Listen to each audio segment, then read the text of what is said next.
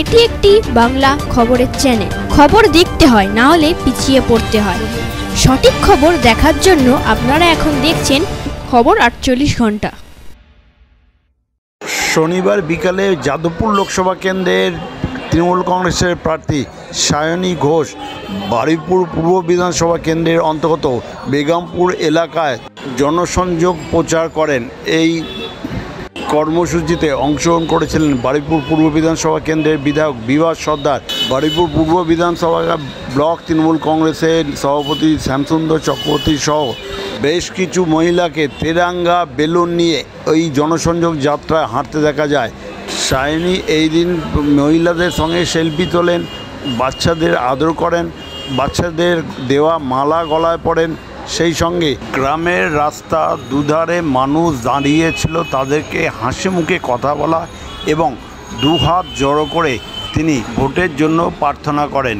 এই খবর আপনারা দেখছেন একমাত্র খবর 48 ঘন্টার পর্দায়। সায়নী এই দিন জনসংযোগ যাত্রা করে হুডখোলা জিপে করে। সাংবাদিকদের মুখোমুখি হয়ে সায়নী ঘোষ কী বললেন তা শুনুন। শ্রী হনুমান জন্মজয়ন্তী উপলক্ষে আগামী 23 এপ্রিল 2024 মঙ্গলবার ইস্কন মহাপ্রভুদের দ্বারা শ্রীমদ্ ভগবতের অমৃত কথা পূজা, 108 রকম ভোগ নিবেদন এবং বিশাল শান্তি যজ্ঞ আরতি, সেই সঙ্গে বাবার মহাপ্রসাদ ভোগ বিতরণ অনুষ্ঠান হবে। স্থান বারুইপুর সদাব্রত ঘাট ও কীর্তনখোলা মহাশ্মশানের মধ্যস্থল হনুমান মন্দিরে। আমাদের ফোন নাম্বার স্ক্রিনে দেওয়া আছে। আগামী 23 এপ্রিল মঙ্গলবার হনুমান জন্মজয়ন্তী। এই উপলক্ষে 22 এপ্রিল ও 23 এপ্রিল হনুমান মন্দির স্থান শতাব্দী ঘাট ও কীর্তনখোলা মধ্যস্থলে দুদিন বিশাল মেলা। এই মেলা উপলক্ষে আগামী 22 এপ্রিল সকাল 9টায় 108 কলসি জল দিয়ে প্রভুর মহাস্নান এবং 23 এপ্রিল ইস্কনের প্রভুর দ্বারা সকাল থেকে সন্ধ্যা পর্যন্ত ভগবতের অমৃত কথা, 108 ভোগ নিবেদন, সাধুগুরু বৈষ্ণবদের মহাপ্রসাদের ব্যবস্থা এবং ভক্তদের মনস্কামনা ও শান্তিযোগ্য।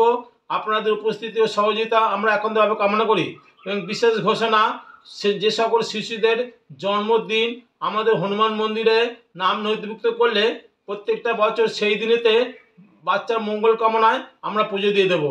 তপন শাহ। সারা তো ডে 1 থেকে খুব ভালো, এবং আমি যেটা বারবারই বলছি যে এই সারা বা এই সমর্থন 365 দিন মমতা বন্দ্যোপাধ্যায়, তার সরকার, তার বিধায়করা যা কাজ করে তার একটা প্রতিফলন। ফলত মানুষের স্বতঃস্ফূর্ত সাড়া রয়েছে। আমি আশা করছি যে এই সমর্থনের রিফ্লেকশনটা আমরা ভোটের রেজাল্টেও পাবো। কোন এলাকায় দেখেছেন আপনি দাবি দাওয়াগুলো? না, আর তাছাড়া কোন রাস্তার স্যাংশন হয়ে গেছে? একটা রাস্তাতে কত সময় লাগে জানো? একটা রাস্তা আমি মুখে বললে ম্যাজিকের মতো তো হয়ে যাবে না। একটা রাস্তার জন্য প্ল্যান পাঠাতে হয়, প্ল্যান স্যাংশন হতে হয়, তারপর অর্থ আসে, তারপর কাজ হয়, এমসিসি চলছে, সরকার ইজ নট এন অর্ডার। এগুলো তো বুঝতে হবে। তোমরা যদি এরকম খবর করো তাহলে কি করে হবে? তোমরা যতটা রাস্তায় হেঁটে এলে ততটা রাস্তা কিন্তু তৈরি, যার উপর দিয়ে তোমরা স্মুথলি আসছো। আর 200 মিটারের একটা রাস্তা দেখলে বলছো এই রাস্তাটা তৈরি হয়নি। আজব বাত। নদীদের পুরোটাই পশ্চিমবঙ্গে কার্বন ডাই অক্সাইড, এই জন্য তো দম বন্ধ হয়ে আসছে, তাই আলতু ফালতু কথা বলছে। পশ্চিমবঙ্গের মানুষ তৃণমূল পার্টিকে এবং তৃণমূল পশ্চিমবঙ্গের মানুষকে পরিপূরক হিসেবে অক্সিজেন যোগায়, সেটার প্রতিফলন ইলেকশনের রেজাল্টে করবে না। দিদি আবার আসবেন তো আসবো, ভুল কি আছে? সে তো আসবে। আমি তো বলছি এমন অনেক রাজনৈতিক রয়েছে যারা আমাদের থেকে অনেক বেশি ফ্লোরে থাকে বা ফিল্ডে থাকে। অভিনেতা অভিনেত্রীরা আর অনেকে রয়েছেন যারা অনেক বেশি ফুল টাইম রাজনীতি করে। আমাকে নিয়ে চিন্তা করার কোনো কারণ নেই।